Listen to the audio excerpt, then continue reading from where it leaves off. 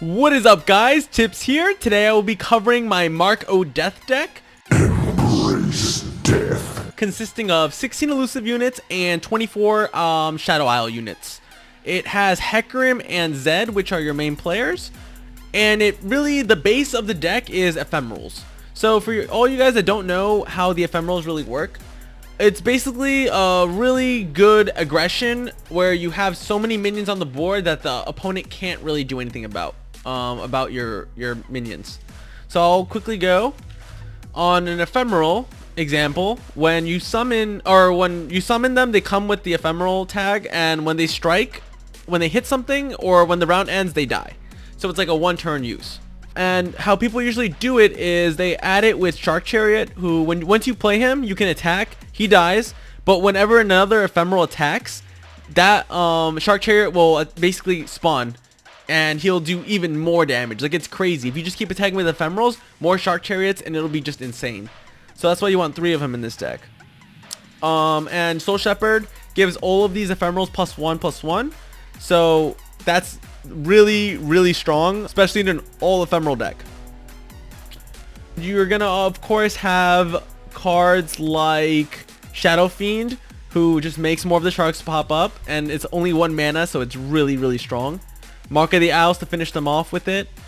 Fading Memories, copy more of the sharks and copy some ephemerals that you would like the Darkwater Scrouch to give you HP if you're lacking in it. If it's an aggression deck, you can get more Darkwater Scrouches and, you know, basically heal up every time. So my deck is based off of the ephemeral decks that are out there, but this one's a little more advanced. It's more advanced in the sense that it has more control. So what you don't see in a lot of these decks are the Death Mark. It's amazing synergy with ephemerals. Just because you can trade one of your, basically you trade a card, you place a card, right? For example, you'll play Darkwater Scrouge at turn 3. You'll trade him. You can use the, if you saved up enough in your mana spell pool, you can then trade him to the other player, and now you have a 5/5 at turn 3. It's crazy strong.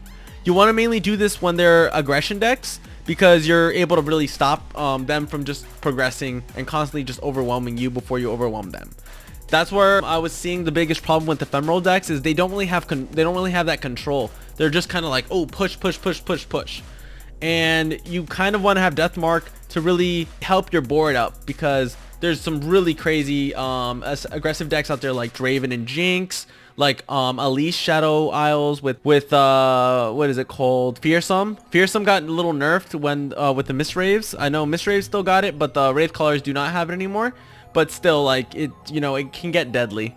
At the time when I was using this deck, elusives were huge, so I added the Empyrean over here.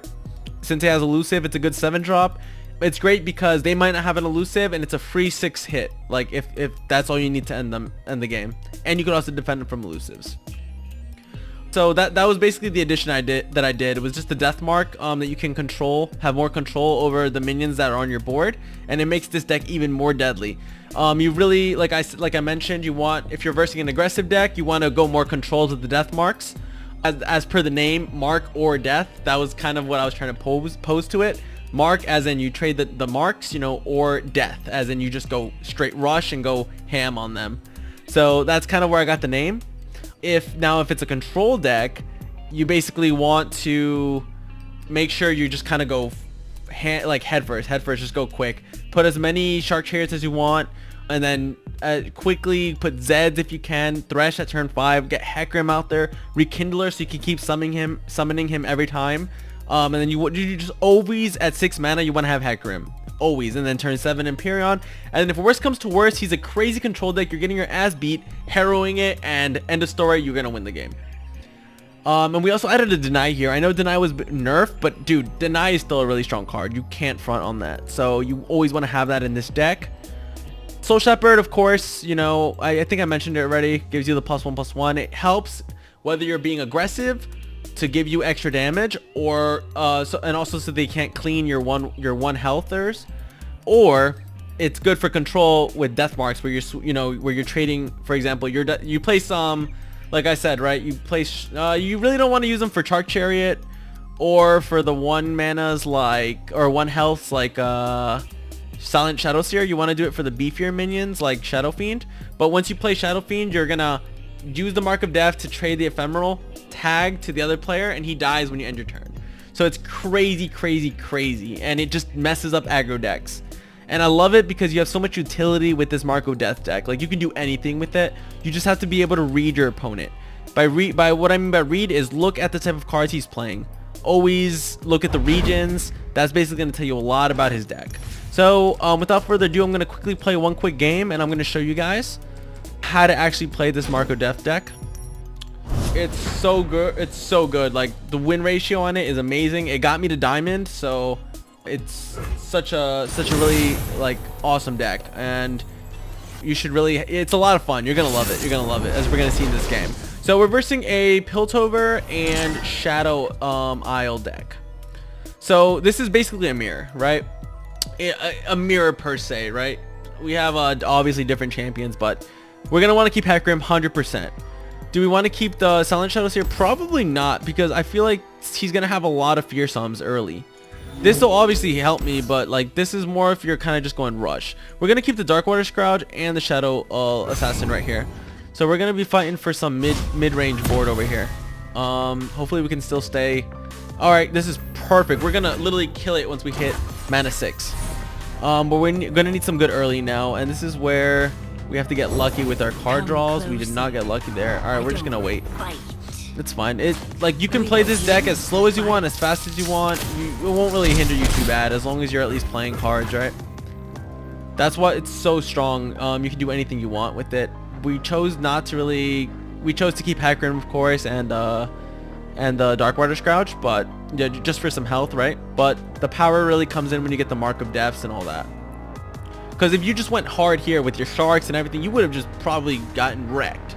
So it's all about analyzing your opponent and knowing what cards to play at what specific times. Okay, cool. We're gonna put Shadow Assassin over here. We have 2 Mark of the Owls, Soul Shepherd, sweet. Okay, this is looking okay for now. We don't really have the board. We're getting wrecked here. Okay, cool. We're gonna shout out Mark of the Owls here. Reason I'm gonna do it is because I don't want him to get value off that Mystic Shot. He's gotta pay for what he's doing to me.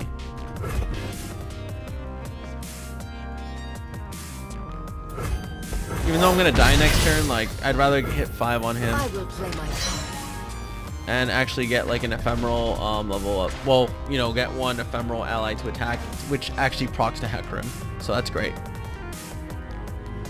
He's probably not. I don't know what he's gonna do. Is he gonna? Okay, he's not gonna kill me. Yeah, I don't know. That was weird. I guess he wants Elise to get the level up. Okay, that's cool. So, end my turn here. Let's see what we can get. 4. We're almost. We need Thresh or something, dude. That'd be. Damn, we got crazy late game. This is. Hopefully we can survive here. I think we'll be fine. Yeah, we'll be fine. He's gonna level up here. I'm gonna pop the. Shoot. Yeah, we're gonna pop her just so we can draw. I want to see what else we got. Nice. Okay. That's not that helpful right now. What I'm thinking of is popping the Shadow Shepherd next turn, and then we're gonna have to pop Darkwater Scrouge, even though we don't have Death Mark, because then HECARIM's gonna come in, and HECARIM's just gonna constantly attack and attack. She's gonna level up here. Smooth as. But it's fine. As long as we're healing, we'll be fine. Oh, we got it. We got it. Sick. So we're gonna do the combo here. Soul Shepherd. Bam.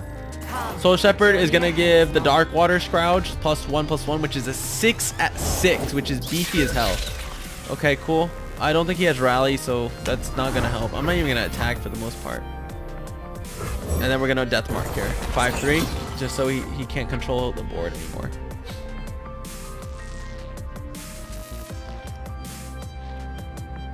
What I would normally do, if you really need the health, you can Death Mark one of his little minions, and when you attack, he's basically gonna trade most likely that one because he doesn't want to lose another minion. You know what? I'm gonna be a little dickhead. No, I can't, or else I wouldn't be able to transfer it. That would have been awesome, dude. I've done it before, but we just didn't have enough mana for it this time. If he glimpses Beyonds, it's fine. We're just gonna go face, and we're gonna at least heal 6. Nice. Free end here. He's probably got Hecarim next turn, but I have Hecarim as well next turn. We're gonna get free elusive. It's only 1 damage, but that's fine. 1 damage does wonders, right? Imagine he does some crazy shit because I attack. I'd be freaking bananas right now, but he would have already done it.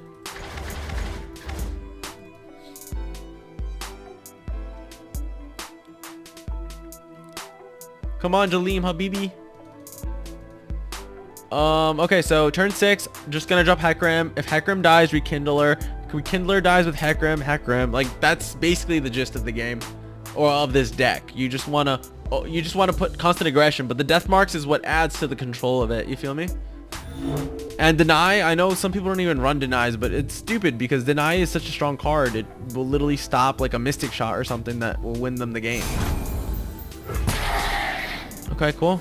Nice.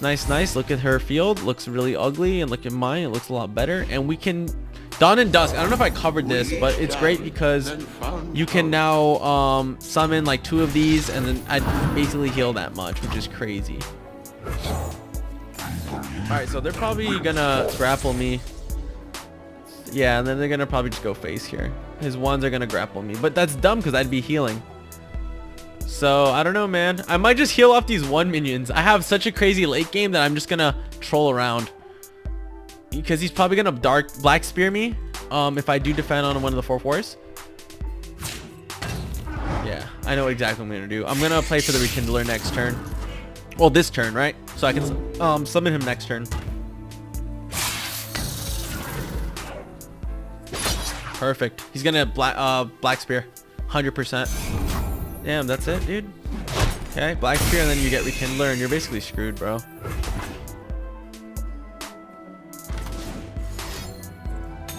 Perfect. So yeah, we could, if we wanted to, Dawn and Dusk, but nah, they just become ephemerals, and I don't even have the death mark to deny. What am I doing? Yeah, Rekindler always, because he's even better than just dropping a Hecarim. This is about having a crazier board, right? So that's why I love putting that combo. Now he's probably gonna assassinate me. I wouldn't be surprised. Okay, he thermogenic, cool. Too bad I can't. Oh, how much? Ooh, that's crazy. That's fine. We're gonna outplay that. I think we're gonna win here. Maybe. They cannot hide. And then she's gonna buff basically his ephemerals, or the ephemerals that I'm gonna be creating. Look at that beautiful field right now. That's a lot of damage. Let's see how you do. He has overpower, so he hits the difference of 3. He'd do 4. That's a lot, man. I don't know if he's gonna 4/4 and 6/6. 4 left. You could technically defend that 4 and that 4. Yeah, she'll be fine. But I think she's screwed for next turn, honestly. I'm gonna heal up, of course. Like I'm doing really well off right now. So it's basically a mirror, in my opinion. It's not the exact same cards, right? But it is a Shadow Isles, so I consider it a mirror if you have the same champions. I don't know. You have no mana. You have no spells. You can't do anything. You used it all on Hecarim, and I outplayed you with. That's why you always want to carry that. What is it called? Tua Mark of the Owls. That's why I have it in this deck. It just always comes to value. Oh shit. I don't know. I thought could have defended it. But yeah, guys, that's basically how you play this deck. As I mentioned, you could change it up and suit it up to different regions, and just play it differently. But that's just kind of the gist of what you want to look for. We had a really bad early, but it ended up playing out because we had a really crazy late. And in mirror decks, you want to have that nice late game because that's what really matters at the end. For mirrors, right? But now if it's an aggression deck, I think it was a little too slow. Maybe we could have won because if we swapped out that the guy that gives us lifesteal with a death mark, and we kept switching that, we would have healed. And then we got that card that basically the 6 mana that will double him, so we would have healed all our health. So I mean, there's so many things you could do with this deck, but you just have to understand that you have to look at their cards, their regions, and what they're playing, and just base it off that. I left a little notes. It's gonna be on Mobilytics, on my Mobilytics Tippy Tips. And there's little notes there telling you on what to kind of save during mulligan stage and like what exactly to do when it comes to a control deck, a mid-range deck, or an aggression deck. But yeah, guys, thank you so much for watching. Really appreciate it. Tell me if you want to see any more decks. I have actually a bunch that I'm gonna be releasing. I did actually want to show you guys another game with this deck, but I accidentally did like 3 games and accidentally was muted, so I kind of don't want to go through that whole stuff of like re-recording myself. Sorry guys, but yeah, this is, hopefully you guys will understand how to play the HECARIM deck that the Marco Def that I got for you. So yeah, it's gonna be on Mobalytics again, so check it out. Thank you. Hopefully you guys like, comment, and subscribe, and you watch me on my streams, bro. It should be in my description, but yeah, let me know, guys, and let me know how you can improve this deck if you want to see it be improved. I'm gonna be updating it, of course, but let me see, you know, put your own little twist to it. Easily climb to diamond with this deck, so guaranteed on that. So good luck, guys. Good luck with the climb. Take it easy.